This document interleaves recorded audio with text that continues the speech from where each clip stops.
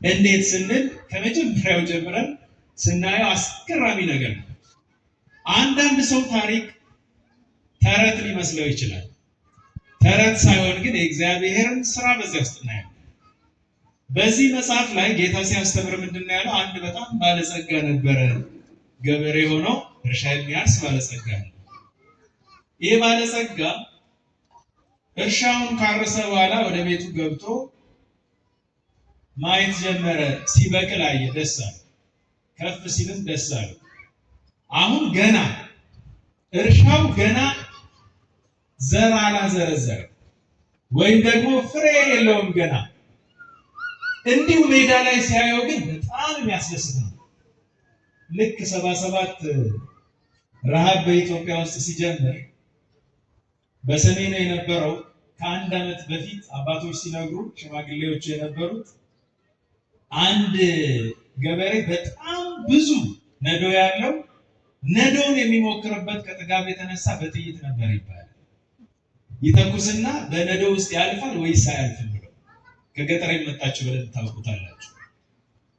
በጣም ብዙ እንደሆነ በዛ ይሞክሩት ነበር። አሁን ያኔ በጣም ብዙ እህል ስለነበረ ሰዎች በእህል ይጫወቱ ነበር።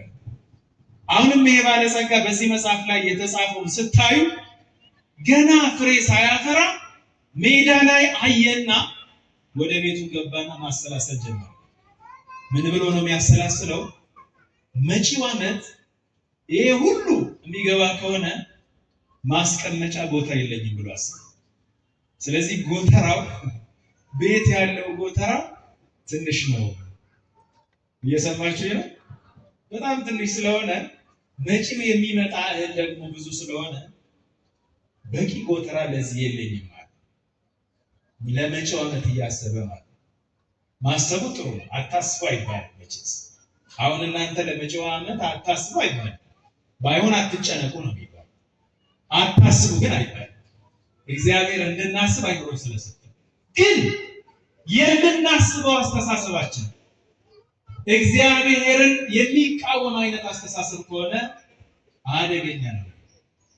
ምክንያቱም እግዚአብሔርን የሚቃወም የእግዚአብሔርን ሐሳብ የሚቃወም አስተሳሰብ በሙሉ ኃጢአት ነው።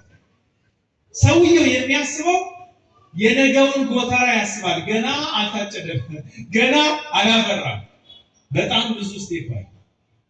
ልክ አንዳንድ ሞኝ እናቶች ልክ ካረገዙ በኋላ ገና 4 ወር 5 ወር ገና ሳይሆናቸው ልጁ የሚተኛበትን አልጋ፣ የሚለብሰውን ልብስ፣ የሚበላውን ምግብ እያማረጡ እየገዙ ዓለም የሚገለበጥ ይመስላቸዋል ገና ሳይደርስ።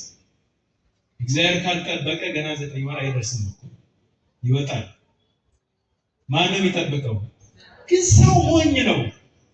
በራሱ ሐሳብ የሚያኖር ስለሚመስል በራሱ ሐሳብ እንዲወለድ ቀኑን የሚጠብቅለት ይመስላል።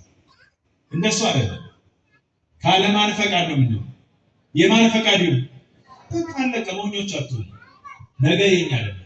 ስለዚህ እግዚአብሔር ሲናገር ነገ የእናንተ አይደለም። ስለ ነገ ምን አታድርጉ? አትጨነቁ። እንዲህ ነው ያለው። ነገ ለራሱ ያስባልና እናንተ ስለ ነገ አትጨነቁ። ነገ የእናንተ አይደለም። ስለዚህ ነገ የኛ አይደለም ማለት ነው።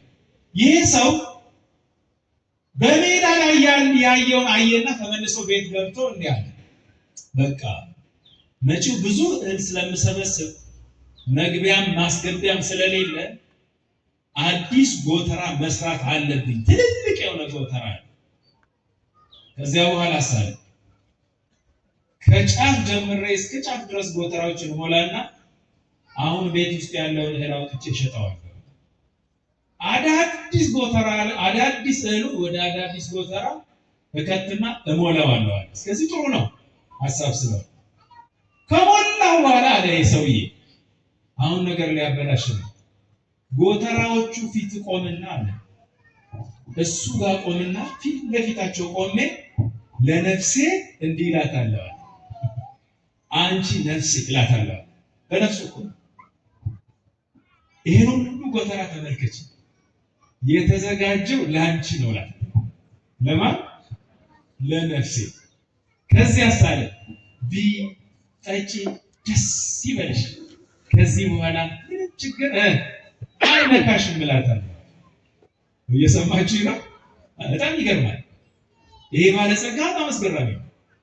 ከዚህ በኋላ ምንም ችግር የለብሽም፣ ቢ ጠጪ ደስ እንዳለሽ አድርጊ እላታለሁ። ከዚያ ጌታ ደግሞ እንዲህ አለ፣ አንተ ሞኝ ባለጸጋ። ምን ባለጸጋ? አንተ ሞኝ ባለጸጋ፣ ዛሬ ሌሊት መላእክት መጥተው ነፍስህን ከስጋ ይለዩዋታል። ምን ያደርጓታል? ይለያታል። አንተ የሰበሰብከውን ማን ይበላል?